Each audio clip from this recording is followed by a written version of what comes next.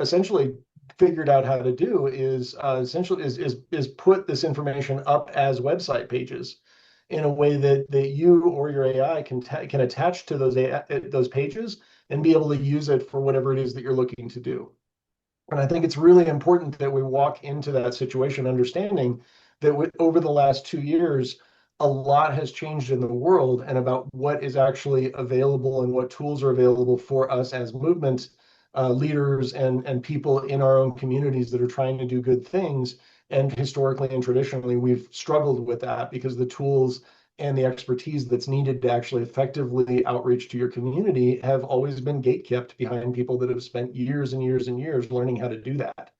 What changed is about 18 months ago, all of a sudden we went from having to hire a coder in order to talk to our computer to being able to speak to our computer in plain language and have it understand us and respond to us in our own language. That's the big shift. AI itself has been around for many, many years, like going all the way back to the 80s. My dad was in the Air Force back in the 60s doing punch card installations on computers.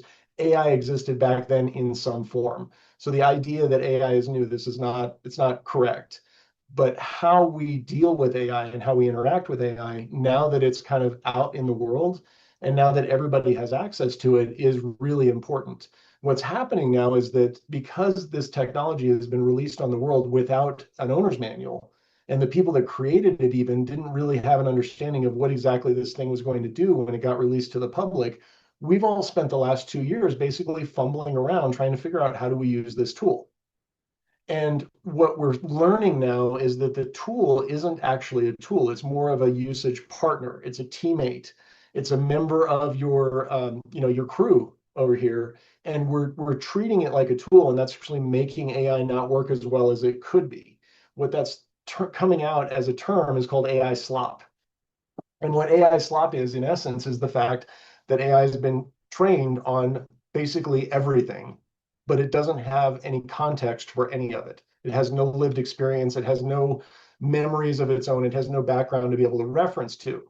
So what I've done is I've gone through and I wrote a 157-page book to your AI that gives it a context in regenerative strategy, in localized impact, 12 use cases specifically about what's working on the ground in places around the world that can be referenced directly by your AI. And then it's got 3 educational substrates, which is basically lenses that you can look at a situation or a problem through from different pedigrees. One of the pedigrees that I bring to the table is my military background. I was trained in intelligence gathering. I was trained in how to really kind of tear apart information and make actionable products out of that, way back 30 years ago. And then I applied that in my own businesses. I've also spent a lot of time in areas where systems tend to break down. And so I've got my own philosophy that I've generated over the last 30 years that I call edge running. So between those two, and then last year I graduated from the Regenesis TRP program as a practitioner, and I was able to take those 3 lenses and put them together into a coherent way of looking at the world.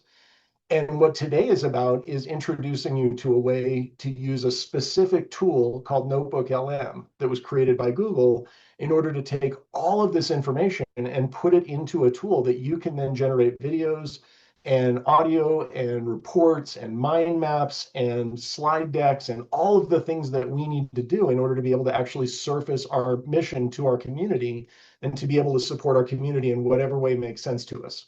So what we are, Regenerative Impact Alliance, is we're a nonprofit organization that's founded by 3 peers, 3 actual practitioners that have realized that we all struggle with a lot of the same challenges in the regenerative space, in the practitioner space generally.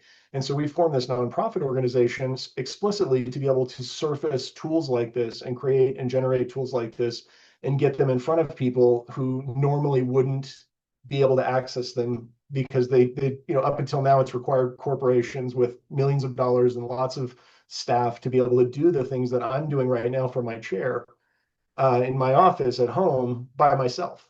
And so what we're finding is that our capacities are much bigger than they used to be. And now we've really got to kind of laser in on how do we do this thing. So what today's course is a really easy 3-step process. What we're going to do is I'm going to start sharing my screen and we're just going to kind of go through the entire document that I created. I'm going to walk you through what this is. We're going to go through the process of actually creating a notebook And then we're going to go back through this document from a train the trainer approach. And I'm going to show it to you again as an educator and show you how to use this with your own communities, how to educate your communities, and how to use this as an educational tool, not just as your own tool, but everybody's. So let's get started. All right, sharing the screen real quick. All right, the first thing I'm going to do is introduce you to, this is my Notebook LM account. It has lots and lots of different projects. The cool thing about this tool is that you can open up a different project for any subject matter. If you've got a favorite person that you follow on YouTube, you can put YouTube videos in here and it becomes that person's channel, basically.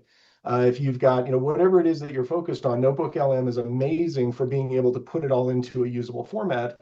And what's really cool about it is that unlike other AIs, Notebook LM doesn't hallucinate. It only uses what you put inside it. And because of that, it's really useful as a research tool. It's really useful for things like grant writing. It's really useful for things like writing high-level reports to institutions and organizations that are dealing with funding challenges. Basically, a lot of the use cases that you see in the movement building space that we don't necessarily think about, because this was originally developed as a tool for college students to be able to do research papers. The entrepreneurial community has caught on to this and they've realized, oh, wow, this is a lot more powerful than we initially thought it was. And so the entrepreneurial community is going crazy on this stuff right now. I'm over in that space a lot. And what I'm noticing is that the movement side really has not triggered on this yet. And so that's really what today is about, is translating what we're learning over in the entrepreneurial space, what we're learning in emerging AI and in emerging tools, and really bringing this over to the movement side. So if you get into Notebook LM, what's cool about this, like I said, this was created by Google, and Google attached this to your Gmail account. So if you're one of the billions of users that already has a Gmail account, congratulations, you already have your login to Notebook LM. All you have to do is go to notebooklm.google.com and you can log into it just like you would on your Gmail account, and then you get access to your own personal project space, just like mine. Yours is not going to have any of these boxes on it. You're just going to have create new notebook as your only thing. So your task when you get into this, once you log in, and I'm not going to show you how to log in because that's your job, but once you log in and you get into this space, all you have to do is create a new notebook, and that'll bring you into the workspace. This workspace is kind of unique when it comes to LLM processes because it has an intake side that has all of your information. It's got a central chat side. And then on the right-hand side, it's all production.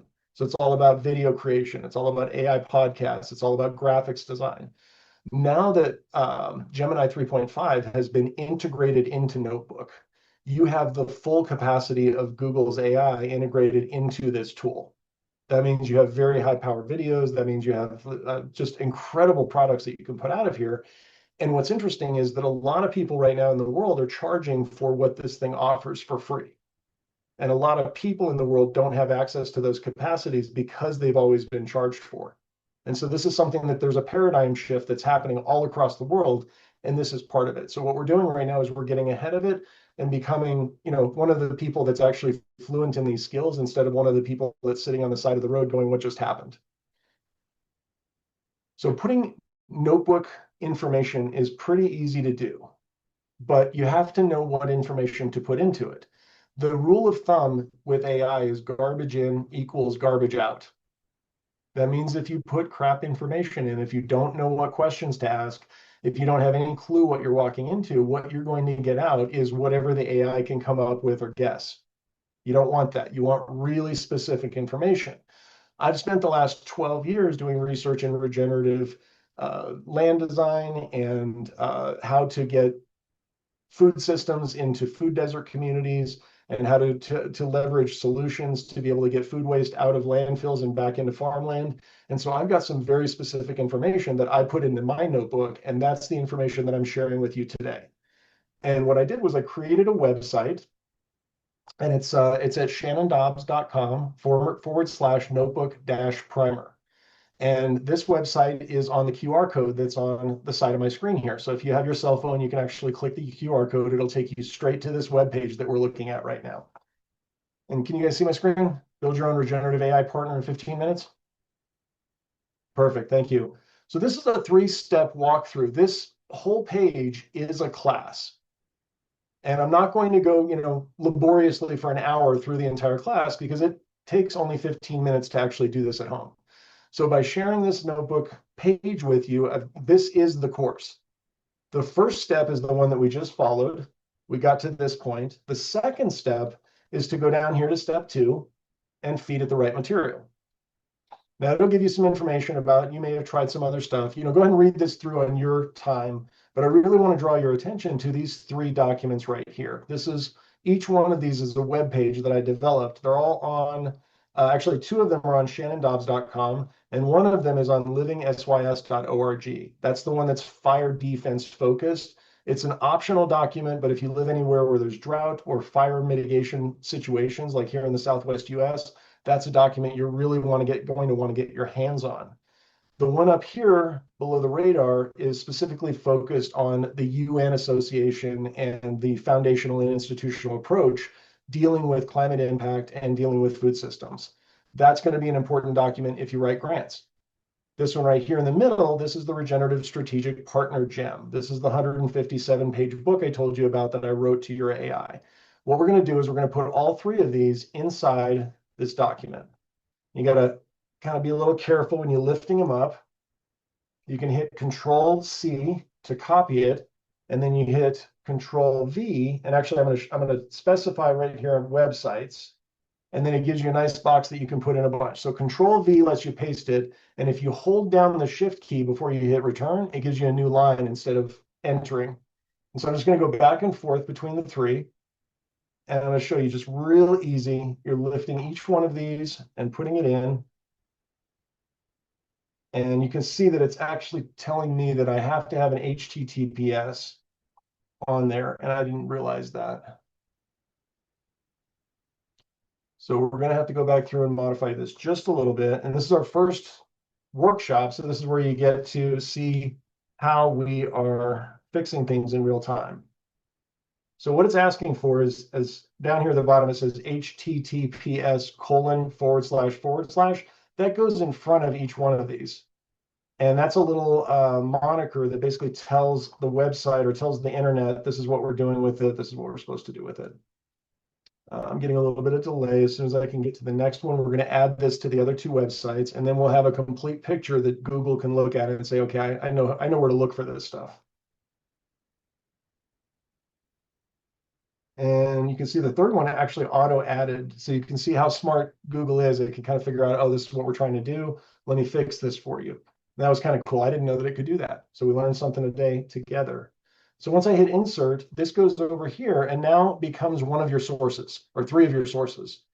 Once you get these sources in here, now your AI has a pretty good understanding of what it is we're talking about. You can see automatically this starts talking about the Regenerative Coordination Intelligence Pattern Library. That's what I just gifted you with. That pattern library can stay in your AI, and that becomes an orientation that helps it understand basically how it's putting information out. So you can read all this information. You can also go through and you can, let me move this stuff over to the right. You can actually ask questions just like you would with any other chatbot. And this is specifically trained on regenerative impact, so you can get some very different answers. That's essentially your take-home test today, is we're going to put these sources in, start treating it like you would any other chatbot, put your information in there, put your requests in, and then see the quality difference of the responses and see how it changes from AI slop and having to spend 10 or 15 or 20 different iterations to get what you want. See how much this sharpens your approach for you. That's really the goal of what we're doing here, is helping people to understand how to make your AI better, and not faster, not more productive, but sharper. That's the key.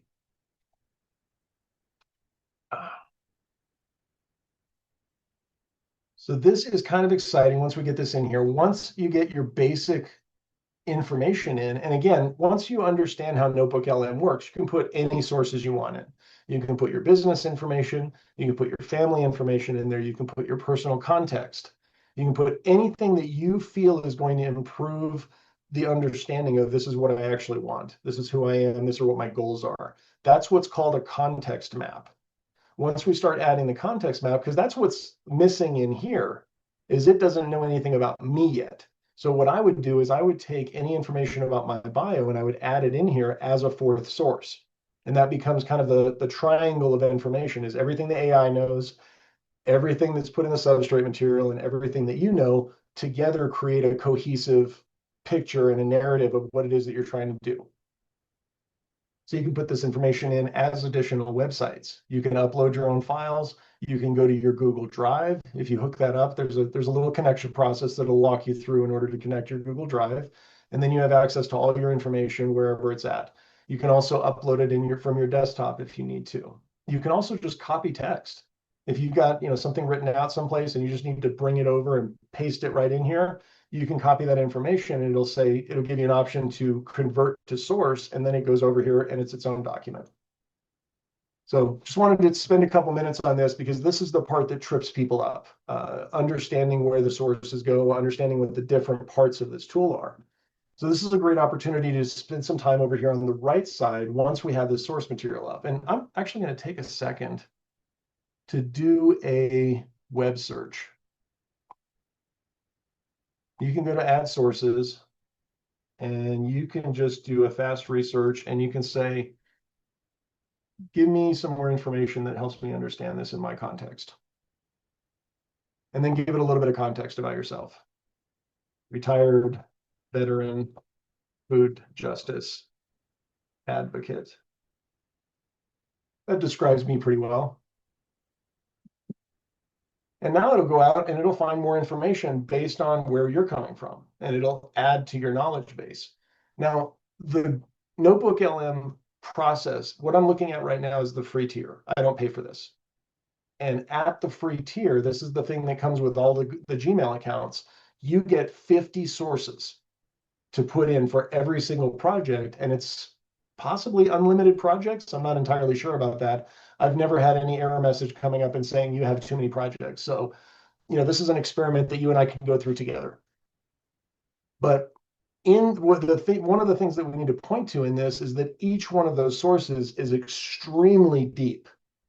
One of the things about Google in general is that it has a massive context window, and that's no different here in Notebook LM. So if you have a single source that consists of 20 or 30 or 40 PDFs, and it's got this giant file, it doesn't matter. You can still shove it into a source. And that's one of the ways that you can really get more space out of your materials.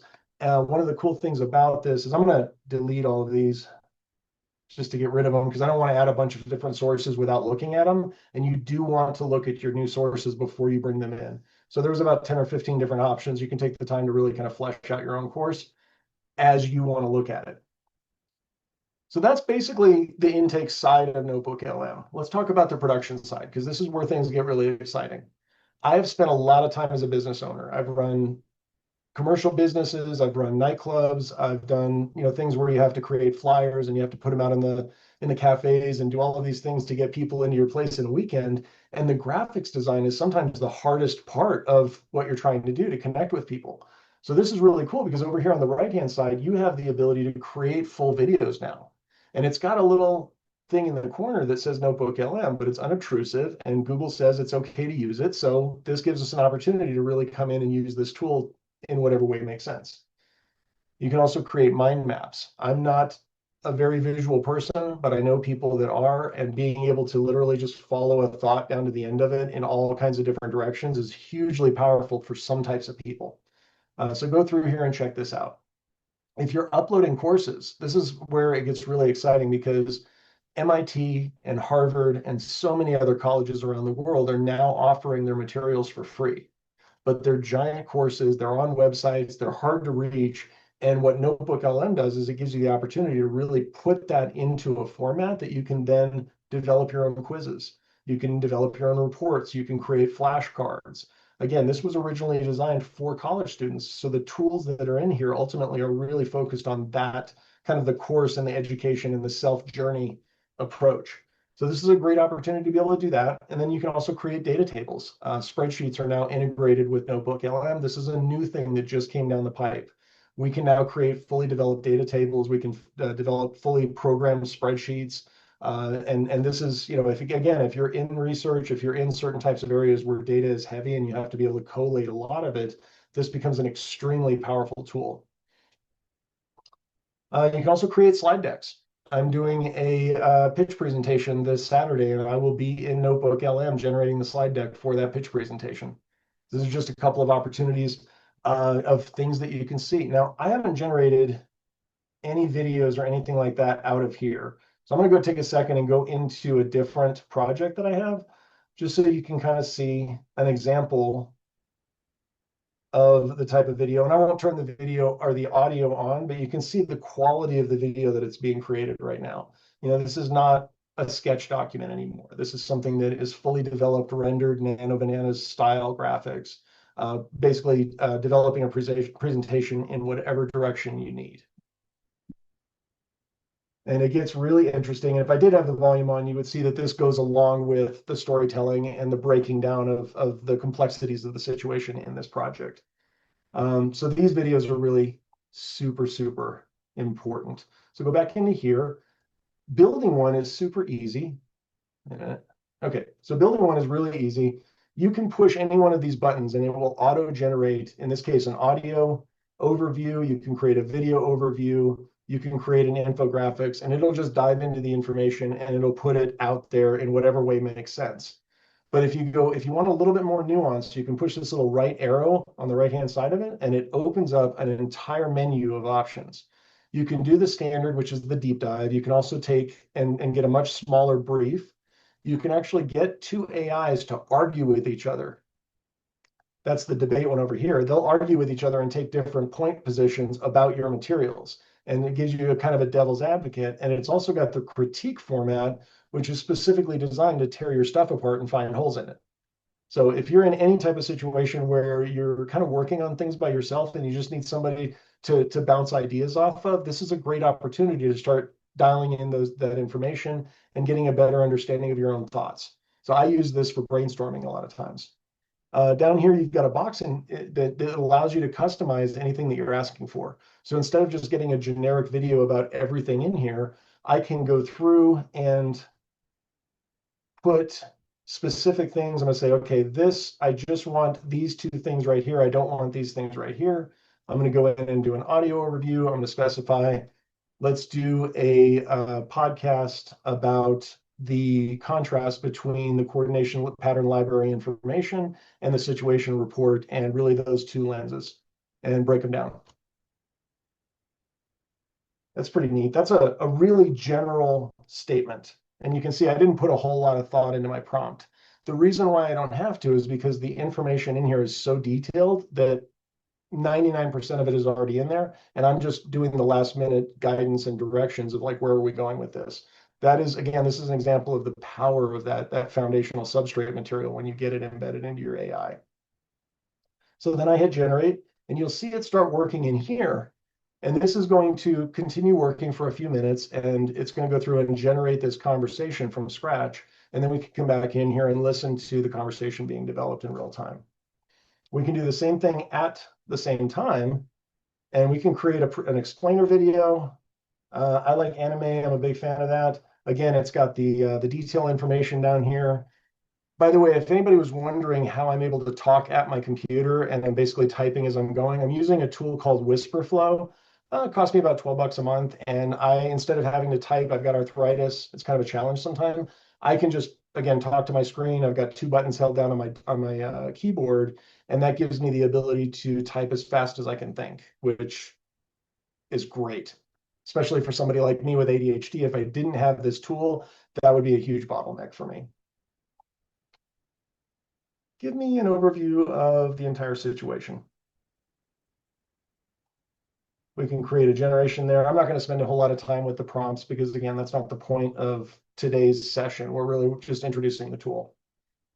So while this is cooking, and you can see it's going to take a little time to do, it's not going to be like a 3-minute thing. It might take as long as 5 to 10 minutes, especially to generate the video. And especially if you there's a session in here, I just want to point this out. It's called cinematic. This is where it taps into the Nano Bananas, and it kits out with incredible rendering, 3D detail, cinematic scope, the whole 9 yards. It takes forever to build. So this is the type of thing that you're going to want to start like before you go to bed, and then watch it when you get up the next day. Just so you know. While this is cooking, though, we can go back over to the the Notebook LM document that we shared, because this is an opportunity to really kind of go back through and revisit what we're doing from an educator perspective. Again, I just want to take a second now to introduce what we're doing. Our organization is Regenerative Impact Alliance. RIA.earth is our website. And what we're approaching this with is a train the trainer approach. So the website itself is an educational tool, and the 15 minutes walkthrough is for everybody to use. But for anybody that's on this call that's an educator, I want to point out a few other points on this that are important to you specifically. So when we get down here, this is page 1. I call this page 1 and page 2. It's all the same sheet. But when you get down to the very bottom, it's going to go into what I call page 2.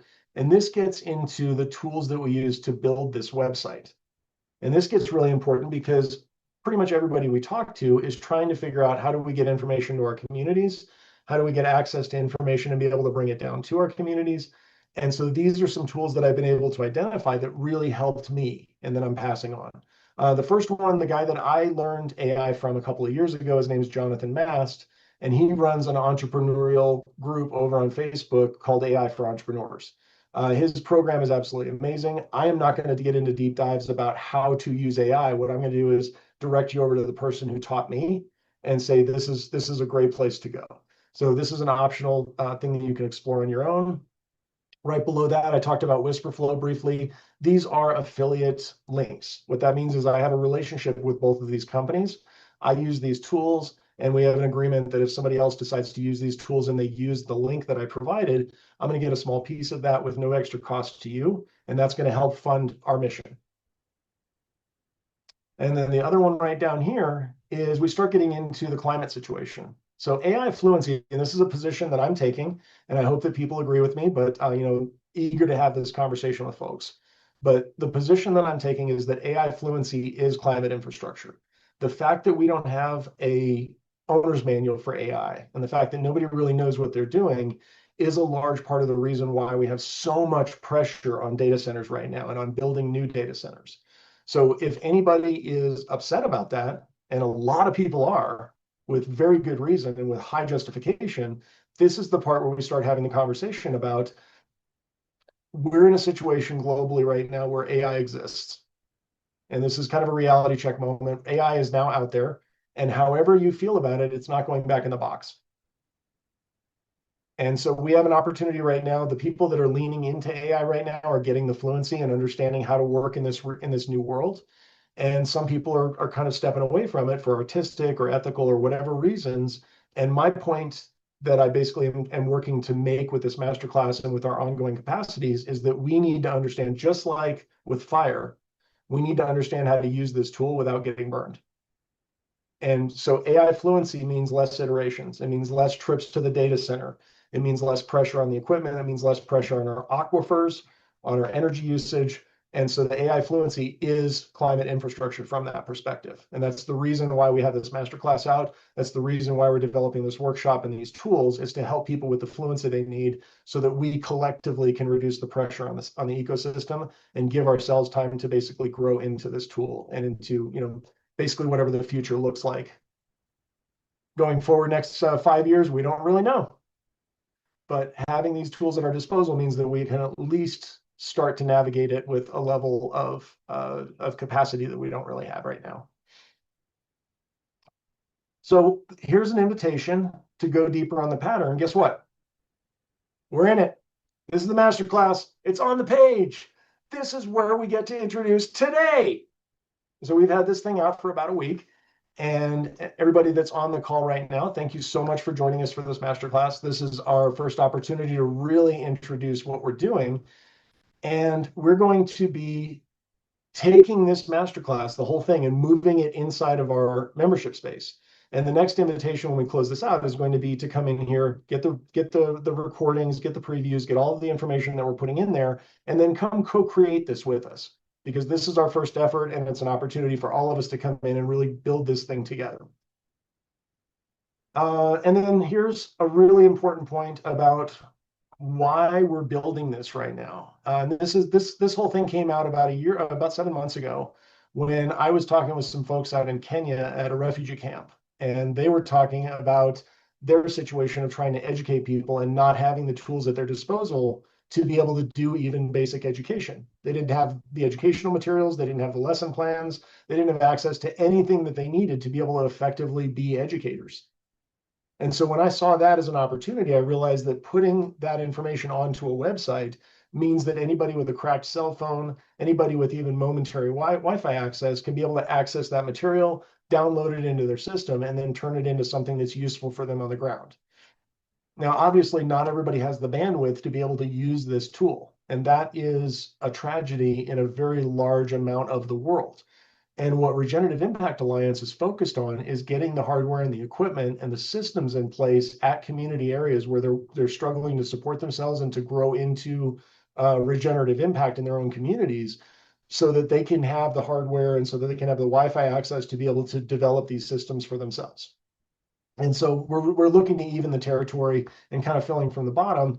This is an opportunity to really introduce ourselves as RIA, and this is a partner group that we're associated with in Kenya, where we're helping them to develop a hardware solution in their community. So I urge everybody, as you're going through this, take a moment to explore the Sori Village pilot and get some familiarization about what else we're doing on the back end, because this course is obviously not all of it. And then stay connected. This is all kind of part of this. But I want to draw your attention to this part, because I kind of hid a Easter egg in this document.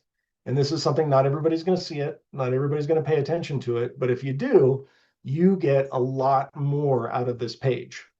So this is kind of exciting. For anybody who's teaching this, the thing that I want you to understand is that this page has several distinct patterns in it that you can now use for your own courses. And this is specifically talking to the folks that I was talking to 7 months ago. You can take this, put it into your LM, and you can say, hey, I want to use this pattern in my course. And it will read this and say, oh, we'll make this and this and this, just like that. That's kind of where we're at. So the first one is putting the pain point before the solution. So you notice when we first talked about the masterclass, we were talking about the challenges we're dealing with, and then we started working our way into this strategy as a solution. And then it goes into substrate loading as the core skill. That's, again, talking about the conversation of this website being a basis material that anybody can go to. They can load this material, and then it becomes citable, documentable. You can go to where the sources are and where the information's at. And so it becomes kind of a bit of a common knowledge, but it's really me putting posters on my website. So it's a private shared source, which is different. If you've ever gotten into the conversation about governance and the difficulty of creating a knowledge commons, that's a whole snake's nest. I didn't want to get into it, so we're doing it this way instead. The third pattern is why these sources specifically. And this really gives me the opportunity to kind of showcase what those 3 URLs are. We didn't get into it when we were just talking about the Notebook LM, because the point is for you to get fluency in that tool. Again, that took 15 minutes. So the rest of this hour, we're going to talk about the point behind the point. And so this is Below the Radar, again, is the first website. And this actually gives your AI the language that works in institutional spaces. There's a particular type of language that works in grant spaces, in foundations, in institutional spaces. And a lot of folks that are operating on the ground, the farmers, the advocates, the community resource leaders, don't really have access to that knowledge or that that code switch that you need.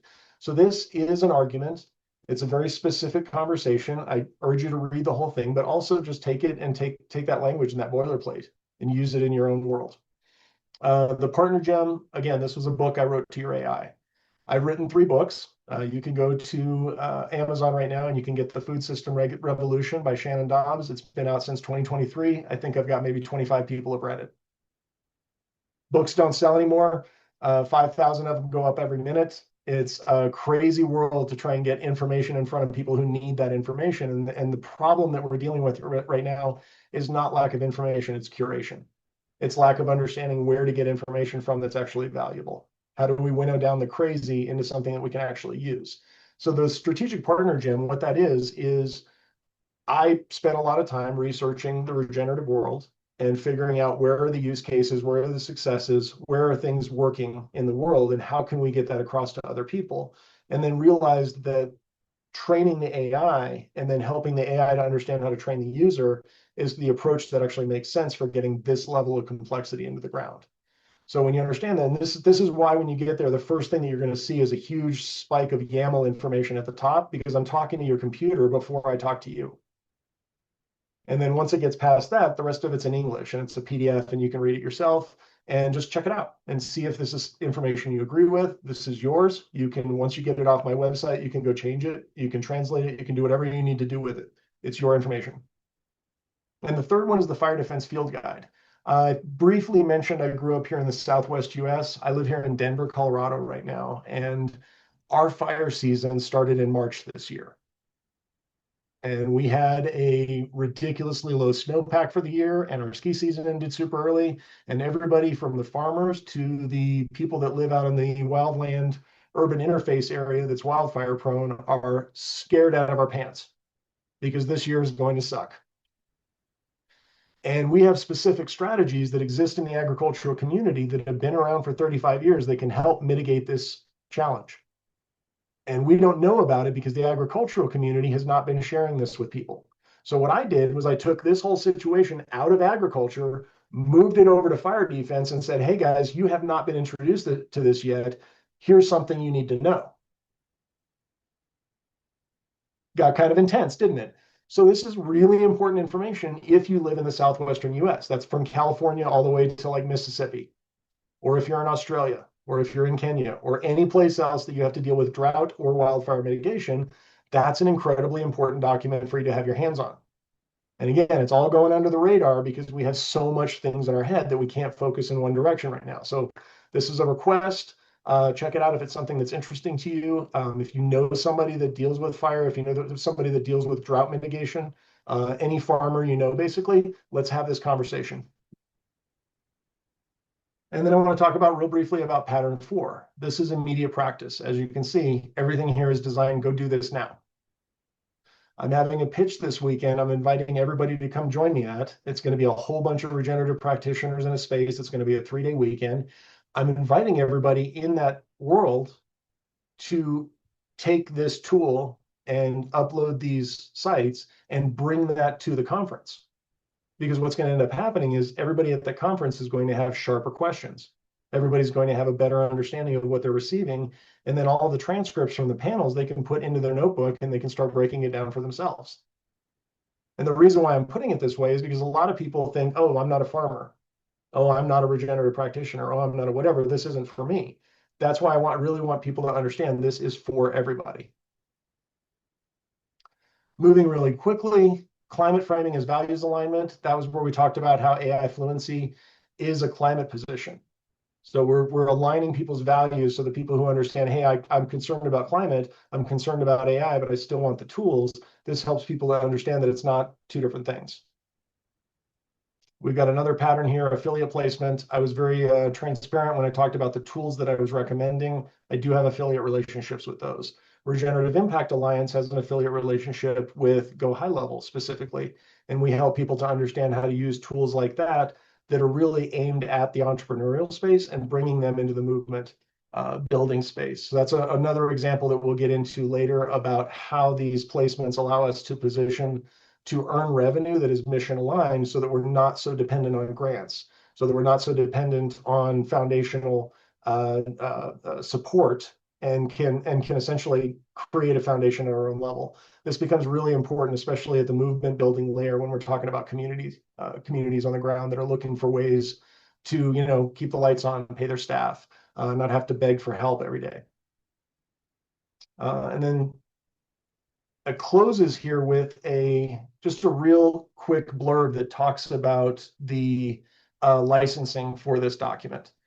So what this is what's called CC by 4.0, and that's it's an open source licensing. The only requirement is that you keep the attribution, which means that you tell people where it came from. But other than that, you're allowed to edit it. You're allowed to translate it. You're allowed to, if you want, you can remove page 2 entirely. You can go all the way up here to right there and take the bottom of it and just strip it all out and use it yourself. I've given you open permission. You can use it for commercial purposes. You can create your own course with it. There is no restrictions on its use. What I did was grant permission for Regenerative Impact Alliance to use this course. So that's what this workshop is. That's what this series is that we're developing, is the opportunity for our nonprofit organization to essentially amplify this message. And then below all of this, and so understanding what the license is, it helps with clarity. So it helps you to understand what you can actually do with this. You don't have to ask me for permission. It's been given. And then below that, there's another Easter egg. And all this does is it's just information if you want it. It's not required. You don't need it to take the course, but if you get into this stuff and you start really getting into the mindset of what we're doing and where we're bringing to the table, this is where we're having that personal conversation with you.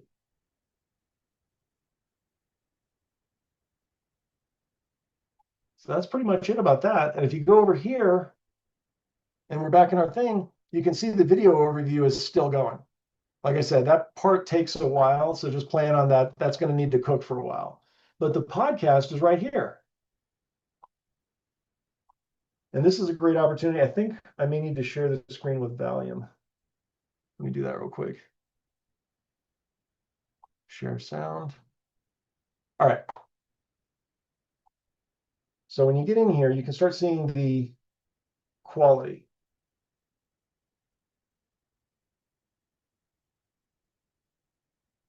Assuming it sounds.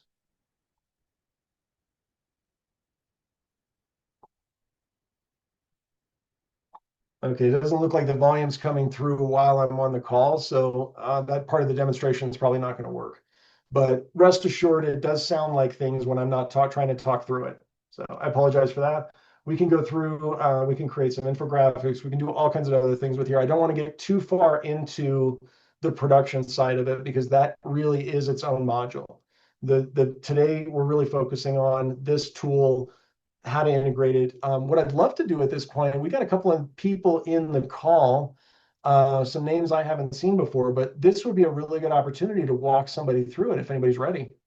Does anybody have Notebook LM in front of them? Is anybody following along with this process? Come on, don't be shy. I did. I did it beforehand. Okay. Do you have it available? Do you want to show it off?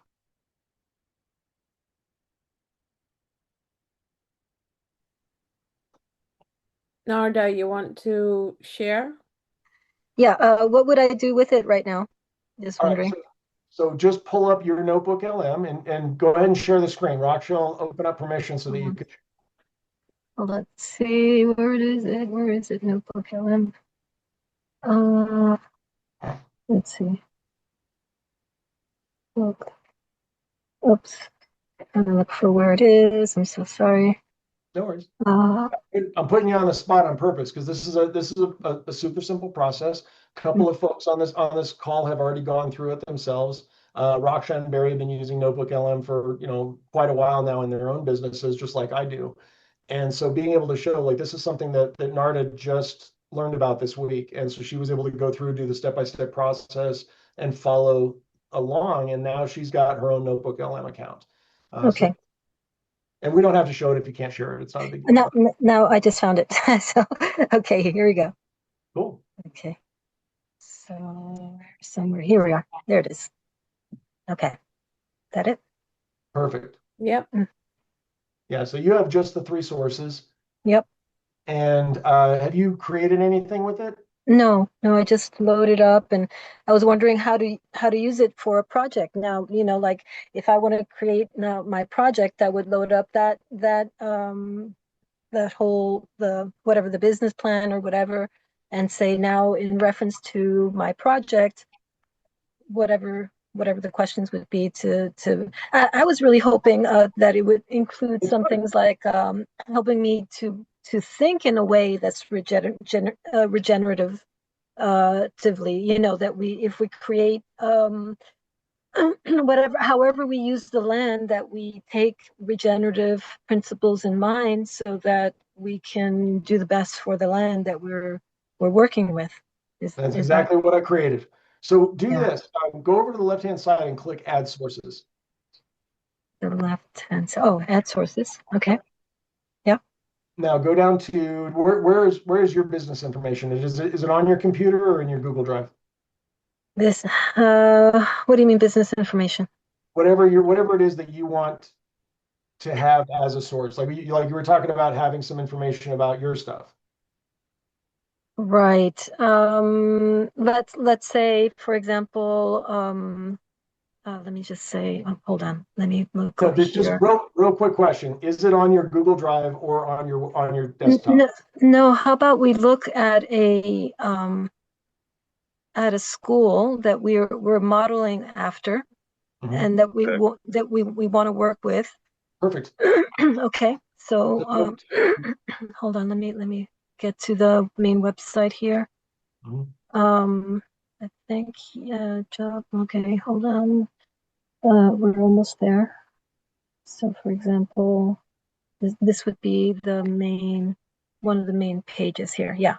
Okay. Okay. So, yeah. So just click that, copy it. So Control C, copy Control. it. Yep. And then go back to. Back over to the notebook. Oh, where was it? Oops. Third one in. Hold It's on. all right. Hold Take on. your time.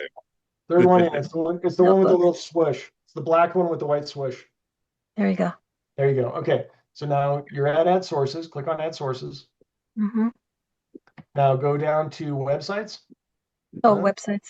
Probably put it there too. But yeah, go to the websites, paste it in there, Mm-hmm. hit Insert at the bottom right. Okay. Perfect.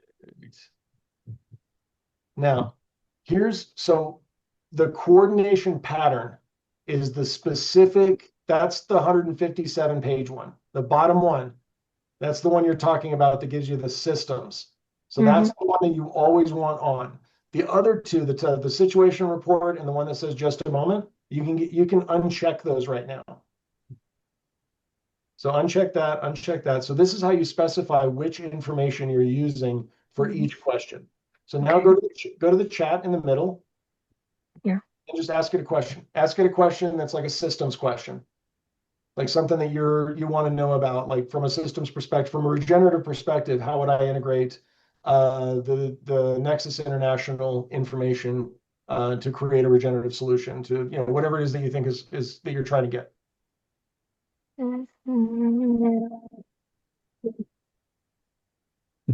Set.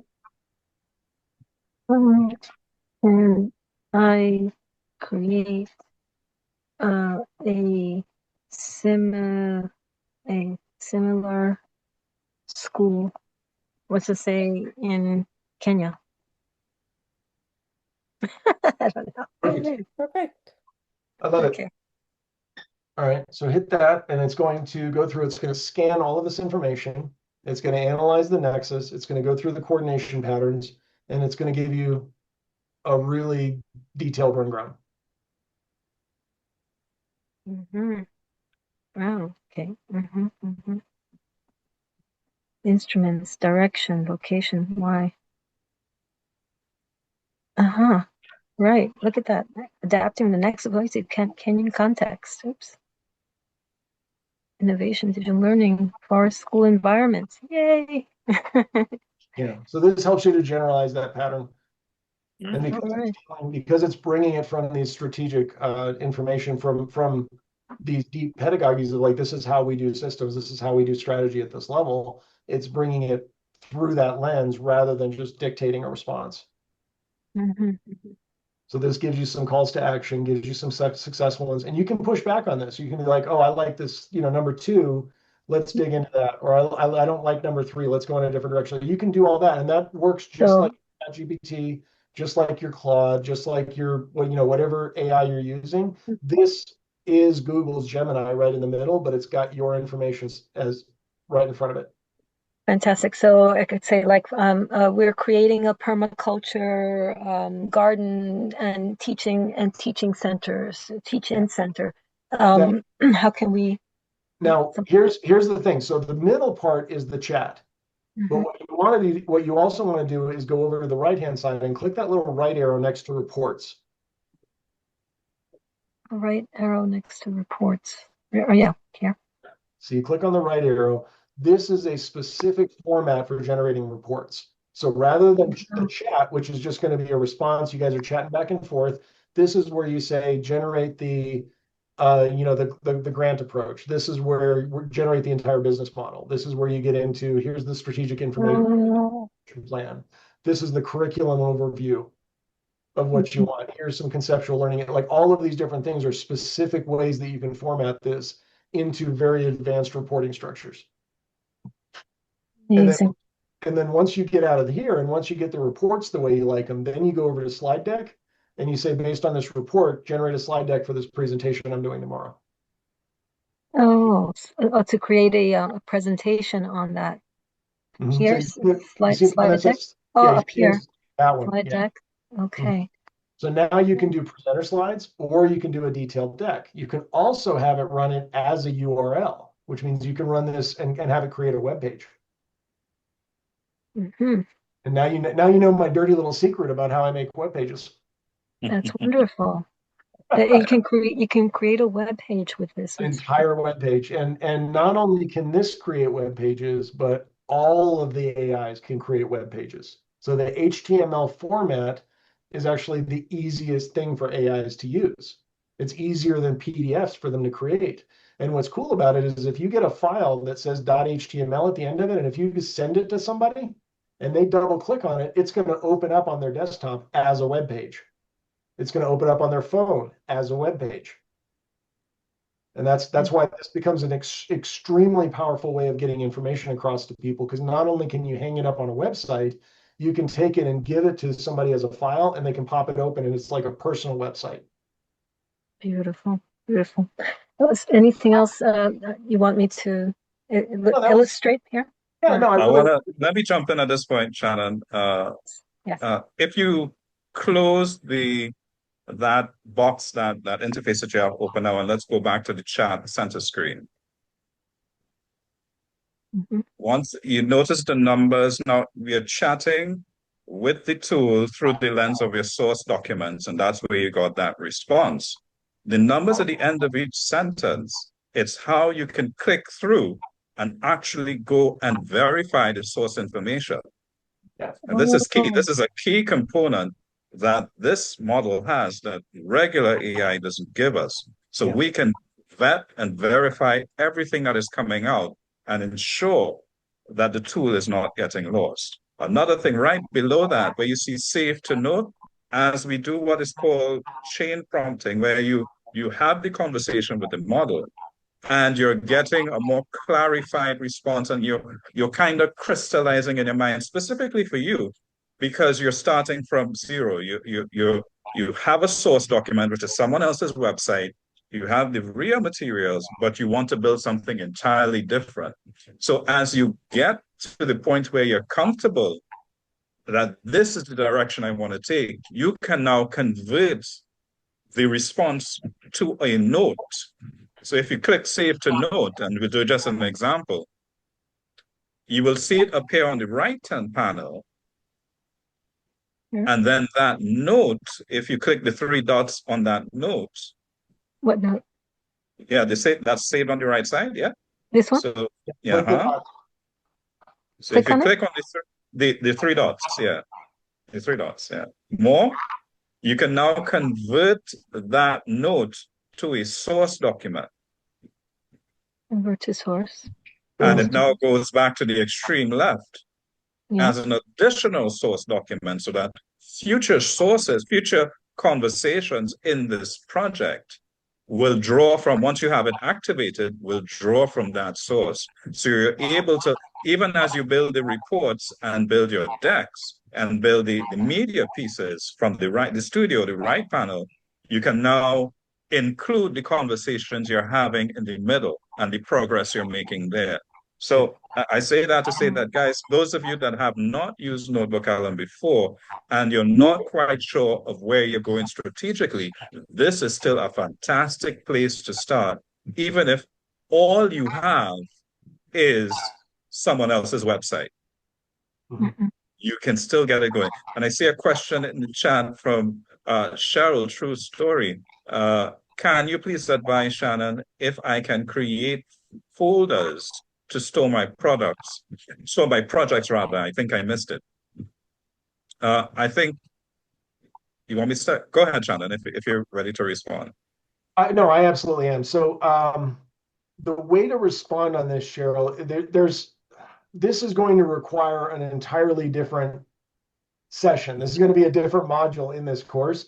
But let me give you a sneak preview. If you go into, I'm going to go ahead and share my screen again, just so we have this in front of us. All right, so if you go into one of these, and let's say I was to pop over to my drive and I wanted to create, here's the constellation architecture, here's some stuff in here. Let's say I wanted to create a new file, and I'm going to call that file region notebook resources. All right.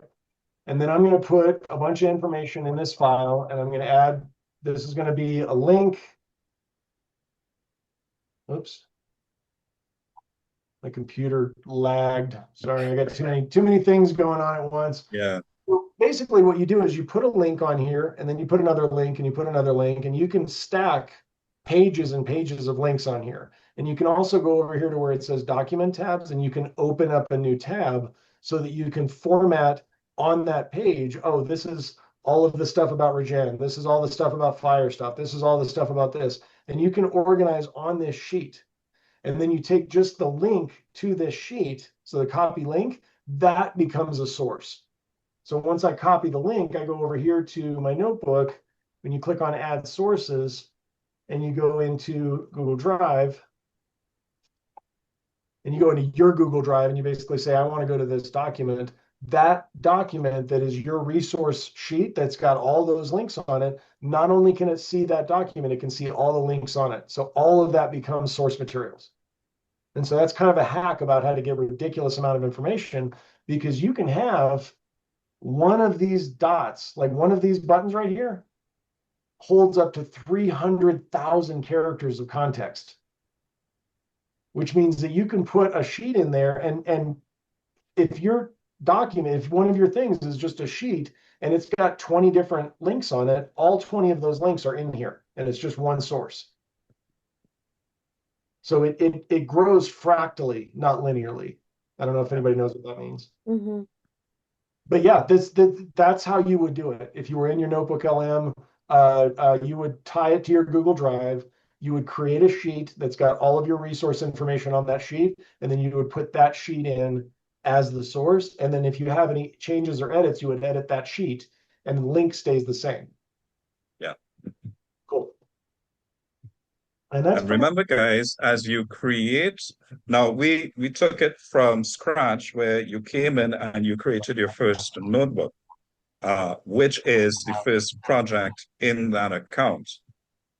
As you move from, let's say you finish this particular conversation, you want to have another conversation, you can create a new notebook in the same account. And I think you can go up to 100 notebooks in that account. And as we said before, as Shannon shared before, each one of those notebooks can have 50 sources. And then he talked about you can combine the sources into one. Let's say you pass the 50 points, you can combine your 50 into one super PDF, because there's enough bandwidth to take all of it as one source and keep expanded. So you're not, even while you're figuring out how to build that control sheet that Shannon just shared, you're not losing if you move from project to project within the account. Just go back and put in that fail safe when you're comfortable with your progress, so that strategically, when you start working with teams and managing outputs, everyone in the organization knows where to find what. And that is going to be key as you develop. I know we're at the top of the hour. We haven't really given you guys much room for feedback. Thank you for the questions in the chat. But I'm excited to know, because we covered a lot of things. We've looked at Notebook LM for getting started, for developing strategy, for creating marketing implements. Just put in the chat for us what excites you most. What are the things that you're going to try this afternoon, over the rest of the week? What are you excited to learn more about as we dive a little deeper in future sessions? Sounds good. So really, just to recap, I just want to walk everybody through what we've done for the last hour. A couple people showed up after we started, and so I just want to reiterate, this QR code goes to shannondobbs.com/notebook-primer, and you can see it down in the bottom right there. It's written out. That is the actual course. So if you go to that website, that whole thing is a three-step process of this is how you use Notebook LM. And the second step of that process is 3 websites that I created that gives your Notebook LM a basis of understanding about this is how regenerative impact processes works. This is strategic thinking in 3 different directions. And this is a bunch of use cases around the world of ways that regenerative impact is actually working on the ground so that we can have a frame of reference and a common shared language about what it is that we're discussing. That's kind of the point of this exercise. And Notebook LM is the absolute perfect tool to use this because it comes free with your Google account. If you have Gmail, you also have this tool. Doesn't cost anything. And the free tier is ridiculous. You get 100 notebooks on, per account. You get 50 sources per notebook. You can really use your, as Barry pointed out, you can use your Google Drive to even expand that further by linking the Google Drive documents that you have into a single sheet and then using the sheet as your source material. And then we took some time to really go back through the same sheet from a train the trainer approach and help educators to understand how you can take this and fork it. And fork is a coding term that means you're going to use it as your own. So just like if you were in GitHub and you were looking at a batch of code, that's what these documents are. This is something that you can now fork. You can use it yourself. You can translate it. You can create your own courses with it. I would personally love if somebody would come back into the membership space in a month and show us the course they created with it in their own community. That would be amazing. And that is the invitation. Again, the free membership space in the Regenerative Impact Alliance is designed as a peer resource for us as practitioners to come together and co-create this space, to create networking opportunities where we can get together and really kind of shoot the bull, kick rocks around in the parking lot and actually figure out what's going on from a day-to-day perspective and share tools and what's working, lessons learned, all the different things that, we don't get enough of in this space. We've lost that third space ability to be able to exchange notes with each other. And what we're working to do is really reclaim that and open this space in a digital environment. So once again, thank you all so much for coming. I want to open this up now for Q&A because I'm sure that there's a lot of questions. This is, this is a very new situation for a lot of people. There's some concerns about AI generally that come out a lot, and I want to take this opportunity to really open up the space and give people an opportunity to let's talk this stuff out. What's on your mind about all of this? And this would be the way that we would do this, guys, just to keep it kind of in place. There's a react button down underneath your page. And if you click that, it gives you an opportunity to raise your hand. So if you raise your hand, we can call and it can kind of do it in order and we'll kind of take it one at a time. So now would be the time, if you got your burning questions, throw your hand up, let's get you off mute and let's have this conversation. While we Narda has wait, a we did. question. Yes, and we have some comments in the chat as well. Go ahead, Nada. Okay. Cool. Hi. So I guess in general, what was I going to ask? Oh, oh my God. Well, I just forgot what I was going to say. But because I came to think about what I just put in the chat, which is, I do want to just develop, in general, my ideas and create courses. And so I'm just so excited about so much. What was the original question so I can remember it? What was the question you just asked so I can. So I didn't have a question, but I can tell a story that might lead. Go for it. All right. So real quickly, around about 30 plus years ago, I was a soldier in the US military, and I was in a specialized unit that our job was basically to create influence products and to be able to work with mayors and local communities and really kind of wrap people's heads around uncomfortable situations and really understand this is how we fix problems in our communities. So I did this for a long time as a living. And the interesting thing is back in the day, we had an entire unit of people whose job was to create the flyers. and develop the videos and develop the images and the fly and everything that we were creating through that process. We had a whole group that was dedicated to just creating the thing that would let us to connect with people. And if you fast forward 30 years and realize that this tool is that entire unit, and that all of the things that we had to spend ridiculous amount of energy back in the 90s trying to figure out how do we connect with people on the ground and how do we share important information, this is now an automated process. This is something that every single one of us has all of that capacity. And all we've got to do is get that basic fluency and that understanding of this is how it works. Kiza, matter of fact, Kiza's been doing this. He's been doing videos for what, 6 months now? He's Take, got take his your, hand up. take your mute off, brother. Let's hear you. He's yeah. Kiza, you got your hand up. Yes. Hey, Sorry a bit because I come in later. I was struggling to get to the network, so and I think I have learned more about Learn Notebook Learn and some of the I need some of the clarification about it. So maybe Shannon can share again the screen. I would like to know how to insert the picture and the video on the saucer. okay. Yes. Yeah. So the link, okay, Shannon, I just wanted to share that the link to our membership site is in the chat.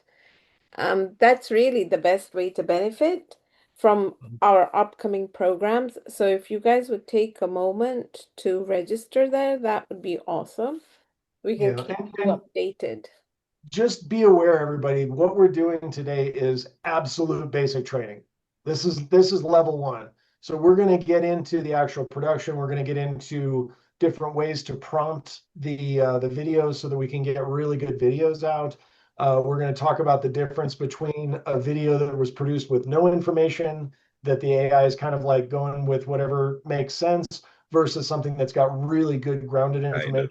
You can get into the detail. So that's all going to happen inside our membership space. Our resources are going to be there. The playback for this course is going to be there. So that really members.ria.earth, and that's spelled RIA.EARTH,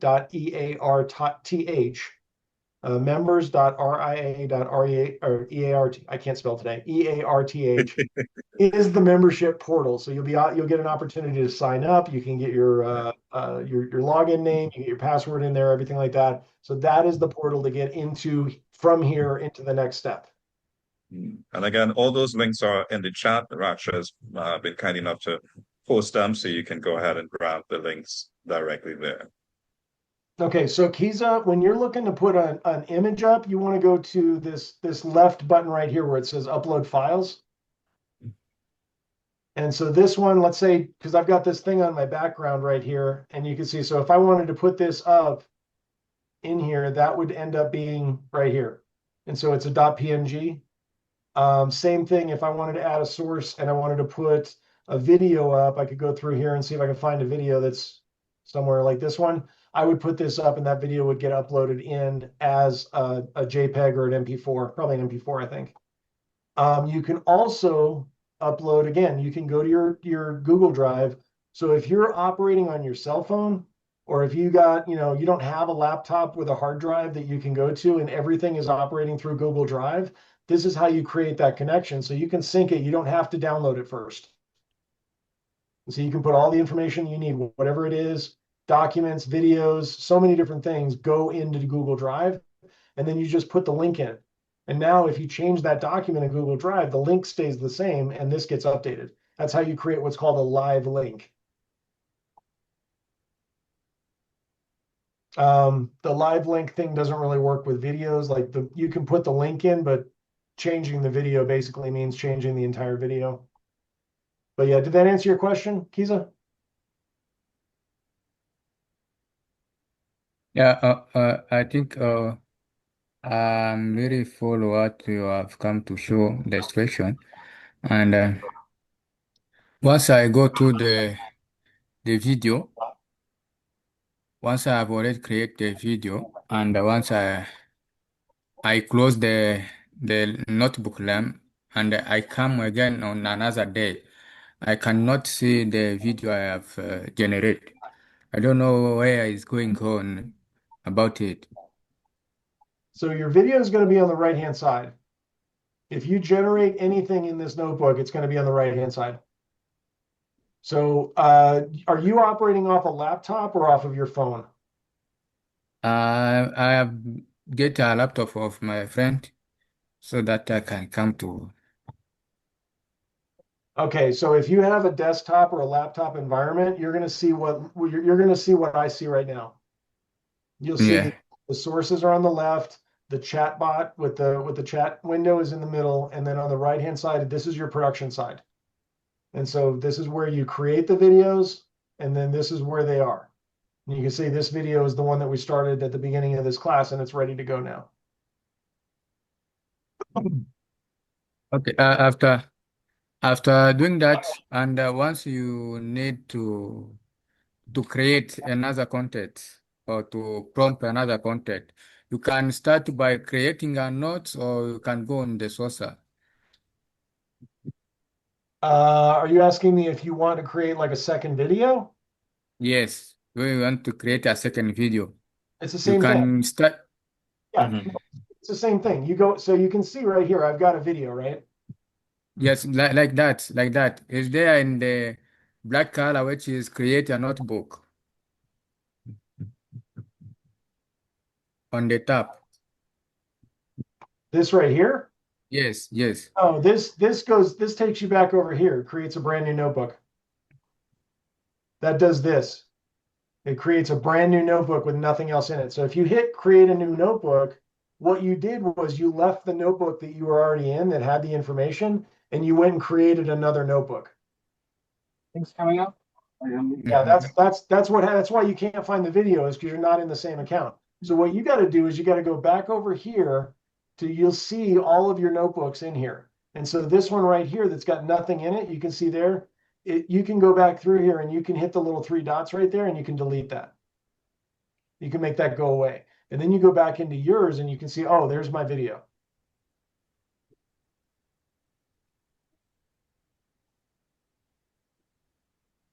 So think of the notebook as the directed conversation based on source documents. When you click create a new notebook, you're starting a new conversation. But within the notebook that you started off with, all of the videos, all of the studio outputs stay native in there. Yeah. So the thing to understand is that every single one of these dots is a different notebook. Mm-hmm. And so if you Okay. create, like, let's say I wanted to create a new notebook. I've been in here, you got your three sources. I want to create another new notebook and I want to aim it in a completely different direction. I would create a new notebook. I would go back through the same process. I would go to the websites. I would go to the same document. I would go back up here to where this is at. Here's step 2. You can see here's the below the radar. You put it on there. Boom. Remember it says HTTPS. You can see I screwed that up and didn't put that in any of them. So now I have to go back and fix it. If I hit enter right now, this is going to go in and that's the only one I get. If I hold down the shift key, I can go to a new line. Once I go to a new line, I can go to the second one here. Boom, just like that. Put it up here. Maybe I don't want all of them. You see, I don't have to put the name. I just do this.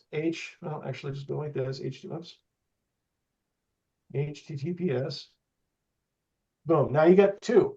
Now let's say I don't want to make the fire department one. I don't want to put that one in this. I only want 2. Or let's say I only want one of these and I'm going in a totally different direction. Let's say I don't want any of these and I have completely different stuff I want to put in there. Any of those scenarios is just fine. So now we have a brand new one. We've done the whole insert again. And you see we don't have the fire department thing one. You can see this one prioritizes below the radar. This one prioritizes this information. It still tells you who I am because that's in this one. It still tells you what I'm doing. It still tells you what this is. It's a pattern library. And now you've got a whole different notebook that you can play with. Now you go back over here, you've got this one and you've got this one. And you can choose which one do I want to use right now. Does that make sense? Yes, yes, yes. That is Cool. making sense. Yeah, so what's really cool about this, Narda, I'll give you a perfect example because you work with multiple different project scopes. Because you have a school over here, you have a community group over here, you have this group over here, you have a lot of different things that you have to hold in your head. And you have your own frameworks and your own strategies and your own kind of, this is what I'm coming with. So what you can do is each project, you put in your information, and that's your side of it, and you put it into a source material so that you always have access to it. And you're like, oh, here's the NARDA information. Boom, goes in here as a source. Now here's the school information. Here's the local community group. Here's the name of the mayor. Here's the website of the people that are supporting us. Here's our donors. Here's the foundation we're connected to. Here's the last 3 grants. Here's our 990 reports from the last 3 years. So you see all of that information gets put in here, and now you've got this full workbook that you can that is holding all of this space for you. And this is so key because the number one reason why we have burnout in the nonprofit and in the impact space is because people are stuck having to hold the entire cognitive load for everything. And if you talk to an executive director, if you talk to a retired executive director, especially, you will hear this all the time because this is the pattern of burnout. If you talk to a veteran farmer, if you talk to somebody who's, that far away from ending it because they're so fed up and they're so isolated and they're so feeling like nobody's here to help them. That's what this is for. Amazing. And now I remember also what the original question when I got somehow like so excited about the whole thing. Just that there are other AIs out there, right? So, but we're going to stick with a notebook, or No. are there other? No. You going to use other ones? The whole point about this, and I probably should have led with this, is that Notebook LM is not unique. It is extremely available. Google has more usage right now across the planet than any other company on earth. I want to say it's like 3.2 billion, something like that, users. It's ridiculous. And it's got the unique feature that unlike every other AI out there, it only uses the source materials you provided. So it's a very specific tool that was developed for a very specific reason. It's not an AI itself. It uses the Gemini AI from Google through a very specific portal and a very specific framework. So that's why I recommend this tool, is because this tool is unique. And when I say unique, there's open source stuff right now. I'm in the process of making an open source version of this for myself. So no, this is not the only option by far. And you don't even have to go through a major company anymore because Google and Meta and other companies released AI as open source a couple of years ago. So because that happened, we now have the company AI and we have open source AI that's free and available anywhere in the world. And you can operate it on your computer locally, and you don't ever have to share any of your information with anybody. And you can do that. But for people who are figuring out where do I start, for people who have never touched AI before in their life, and for people who are maybe a little bit scared of it or a little bit intimidated, or maybe they've heard some nasty things and they're like, I don't know if I want this in my life. This is an opportunity to get your feet wet. This is an opportunity to take something you already have access to, that you already have an account with the company, you've already signed the terms of service. Now you get to understand what one of those tools are that really helps you to get a long way down the road. And then you can take this same skill, because the actual skill that you're learning is how to upload context into your AI to make it sharper, to orient it to your needs. That's the actual skill that we're teaching. We're teaching it on Notebook LM, but you can do the same thing as a skill file over in Claude, over in Anthropic. You can do the same thing as a custom GPT over in with Notebook. OpenAI, ChatGPT, OpenAI, or whatever. Yeah, so that company, I've never used it. So, but any one of the companies that you want to put your information in, that you want to pay, that you want to get a free account through, the whole process works the same no matter what. The difference is how you put the information in and whether you have to pay for the account, basically. Thank you so very much. Sure. So what, you said we had some questions in the chat, Barry? Yeah, I think we addressed the majority. We had some feedback in the chat. So Cheryl said earlier, thank you for the sensitization. This was my first exposure with Notebook LM. And then we had Nada was saying that she wanted to find out how to work with the AI to develop ideas for implementation in general. And there's a lot to that, right? And she wants to discover all of it. So she's saying thank you for this session one. And this is what we wanted to hear, guys, because this is the start of an entire journey that we hope you come along with us and learn how we can use these tools to strategize, to train. We can actually create content in the studio for training teams or for onboarding new members to our organization. The limits are all. It's really how we can envision using the tools that are becoming more and more available to us to get to the objective that we're aiming after. Cheryl made another comment at the end. I'm excited to explore further to create generic products that are deeply researched and not duplicated. So yes, because we're always going to advocate the human in the loop. So we're using these tools, but we're not relying on them to the extent that we are ignoring our own creativity, our own experiences, our own knowledge. We are adding that to the mix. In fact, we're using it to guide the output of these tools. So yes, the final product will carry your tone, your voice, and we're here to help you get to that objective and make the learning curve a lot easier. Yeah, and just to make a point about this, I come from the advocacy space, y'all. I'm not here to teach somebody AI for the sake of teaching AI. That's not why I'm in this game. I'm here to get regenerative information out and to connect regenerative practitioners with each other and with the work in a way that makes sense using the tools that are available to us in these times.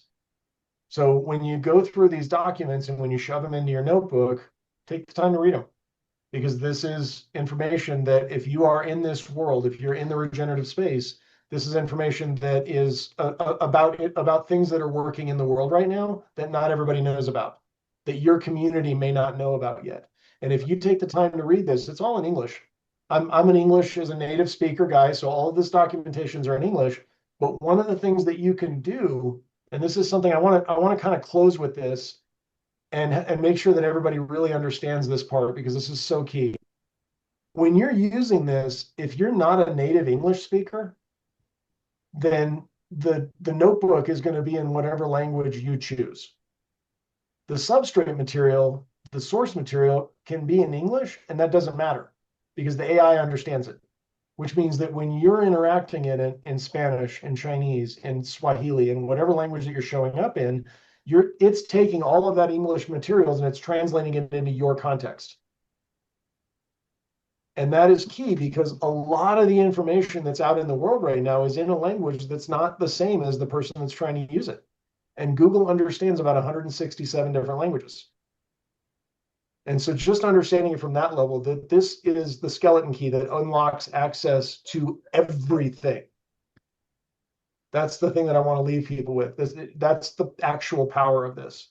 And having it oriented with some basic training materials that helps it to understand how you want it to think and how you want it to show up as your partner in this journey. That's the point. Thank you guys for coming on. Raksha, you want to just walk folks through what to expect after this session, especially if they join our free membership space? Well, obviously, we want you to join our membership, which is free. We will be doing these on a monthly basis, a second Wednesday of every month. So now that you are on our email list, you will be getting notifications as to what is the upcoming one. But follow us on LinkedIn, visit our website. These are places you're going to see us as we expand our reach and our visibility. You will be kept in the loop as to where we can connect with each other and stuff, but bring friends along, spread the word. These workshops, honestly, are free. We're not charging them. I know a lot of people do charge for them, but we're not, because we do want to make an impact. We do want to make a difference in your lives. Um, and we want you to come along for the ride. So if you have suggestions that you want to look at a certain AI model, let us know. We'll be more than glad to create something around that for you. So become our partners as we grow, you know. That's all I can say. Absolutely. Thank you, Raksha. And I want to just mention one more time, we are developing a membership space. It is at members.ria.earth. You can sign up for free. It's going to be a free membership tier. That's where we're going to keep resources forever. And, we will create some other tiers at some point in the future. But right now, this is our entry zone and everybody's invited. I'm going to interrupt. I'm just posting our links back in the chat here. So grab them. If you want to save the chat, save the chat. It's the three dots on the top right-hand corner. And then, like I said, follow us, stay in communication, ask for any suggest anything that you want to learn so that we can learn with you and bring it to the table for others. And spread the word. Bring one person along with you so that we can grow.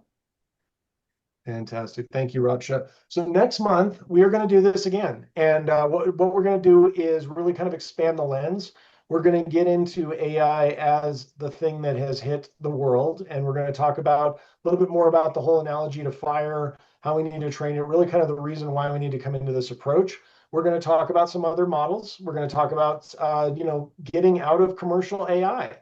We're going to talk about concerns about data ownership and some of the things that have been brought up by the movement about AI and how we can address those in different ways through local models, through shared coordination strategies, through private servers. There's a lot of different ways that we can coordinate on the back end. We really need to just kind of come on the same page about what it is that we're trying to collectively work towards. And a lot of that conversation is what we're doing with this workshop and generally on social media. If you catch us, we are again at ria.earth, ria.earth. You can catch me personally. I'm Shannon at ria.earth. Give me an email if you want to catch up. If you've got something going on in your world and you're looking to try and figure stuff out, I'm probably going to direct you over to Notebook LM and say ask it first.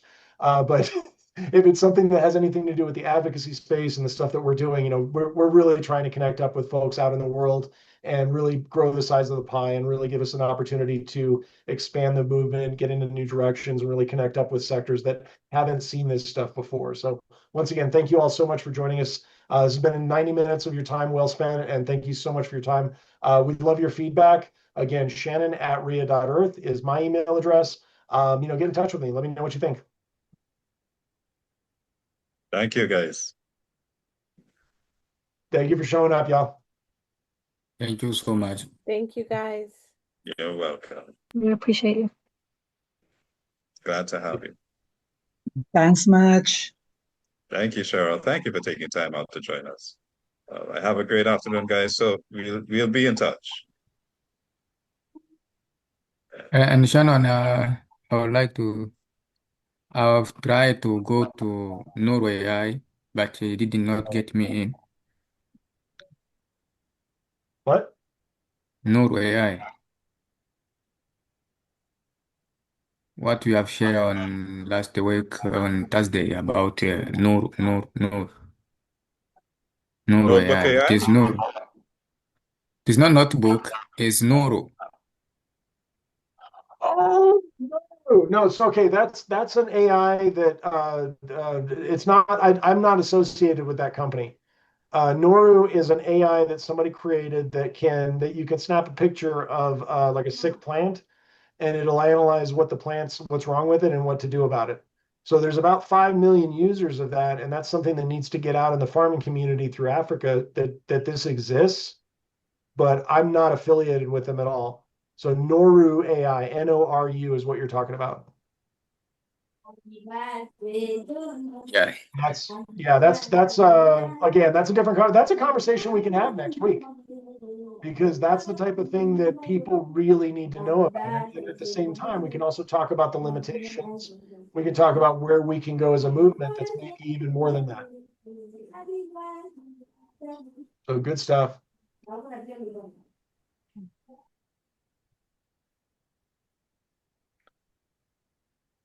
Okay. I'm looking at it now, Shannon. When I look for Neuro.ai, it says the website is available for purchase. Okay, maybe that's wrong. I don't know. We need to cut this. Yeah, we need We to need to cut cut this this like 3 minutes ago. by And KZM. I'm still Okay. recording, guys. Okay. All right, guys, take it easy. I've taken them all out. Okay. All right, so we're gonna have Not to bad. We had 28% show. Dude, we did Got that. good. We got people, we got responses, we got stuff in the Mhm. chat, we got people showing up, we got Narda doing a walkthrough, we got like this is good.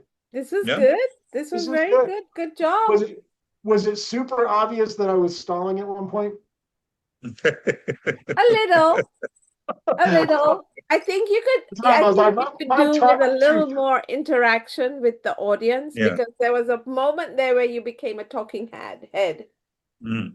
Okay, yeah, let's go through. Okay, so here's what we can do is once we get the video, Raksha, if you can edit the video down, just kind of clip the edges so that it's a tight hour and a half or whatever it is that we end up with. Let's the three of us go through Friday, Yeah. go through it, and like actually, if you can share it before then, and Barry, if you can get the YouTube video up, we can go ahead and post it, put it into the thing. All of us can watch it, and then show up with meeting notes on Friday and figure out basically how can we improve. Absolutely. Yeah. But you did great. Yeah, no, you did All good. did. Yeah, no, the cut in from Barry, your comment at the end, everything was beautiful. It worked really well. Yeah. Yeah, I think it went well. Do we have did we get the release uh the release approval so that we can share it as public, or do we have to share it? Can I upload it as public, or do I need to share it as private? No, it's ours. You can share it. There's no Not only reason is it why. ours, so here's the thing, Mhm. and we need to go through Raksha. Maybe you can do this morning.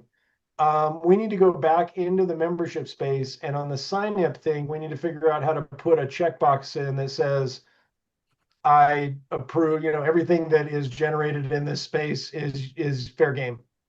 Yeah. Yeah, because Okay, so what I'll do is I'll do it in the membership space and I'll do it in right before they enter the room Mhm. to let them know that this will be used for marketing and training purposes. Exactly. Yeah. Yeah, So and just they've already specify, consented. yeah, specify that we don't sell anybody's information, but that we will use it with our partners. Yes. Yeah. And that way it's an open door. We need to circle back around maybe next week. I'm not ready to really sit on that right now, but we need to circle around and finish up the MOU.